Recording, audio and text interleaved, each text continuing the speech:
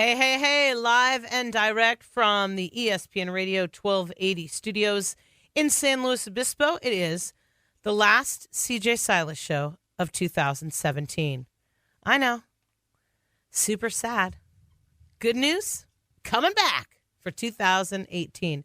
I was sitting at home and thinking about the show and prepping, and I realized I was going to come to the studio that was so full of energy and bodies everywhere with all of my interns, and this is the first time in a long time that it's only me here. I mean, literally the whole building is dark and me here in the studio. So different than last week when I had Bradley, I had Epiphany, Peyton, Dominique, and India, my Q's crew from New York. And they're all back now at their homes around the country. Peyton's in Oregon, Epiphany's in Nevada, Dominique's in Alabama, and India's in North Carolina. And I have no idea where Sam Wants the Mic and center field are. They're gallivanting throughout the country or somewhere on their vacations. And Bradley, he'll be here any minute, I'm pretty sure. But it's different and it's odd. I had so much energy in the studio over the past couple weeks having the grad students here, and then to come in, it's kind of eerie. And it's the last show of 2017. What's coming up in 2018? The CJ Silas Show turns 6.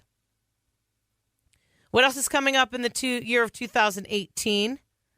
I'll start my 16th year with Cal Poly. What else is coming up in the year of 2018? I'll start my 7th year as the voice of Alan Hancock College. At the crazy stuff going on in the world of sports in 2017, some of which had nothing to do with sports at all. It was a kind of a rough year, no matter what side of the coin that you're flipping.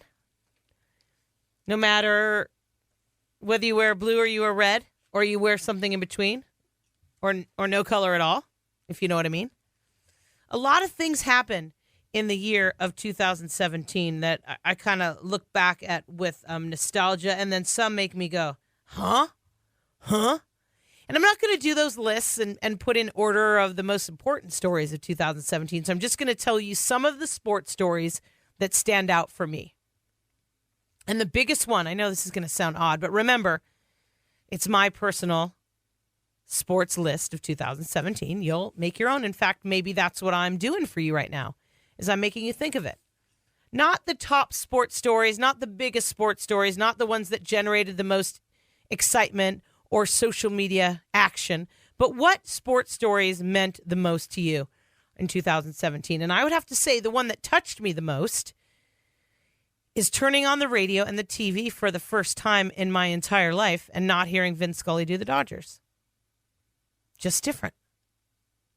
Understand it. He turned 90 this year. I get it. I respect it. But it was still really odd and different. That was, I would say, the most affecting story on my heart and on my life, and it was a big change. And I remember when Chick Hearn died, the voice of the Lakers most of my life, that was a big change. And Bob Miller retiring last year, that's a big change. What's yours? Some other big stories that affect me personally in sports. The Raiders moving to Las Vegas, I'm not happy about it. I don't think it's cool. They tried to move once before. It wasn't successful. I don't like it. And I think it's all got to do with money. No Colin Kaepernick in the NFL. I didn't expect that. For sure. I definitely thought that he was going to play in the NFL this year. He didn't. The stories about that don't even matter. I'm just expressing things that stood out to me in my own personal sports world. I did feel something when I watched NFL players standing together, kneeling together, arm in arm. I felt like there was some sort of camaraderie. We need that when times get tough. We definitely need that. That stands out to me.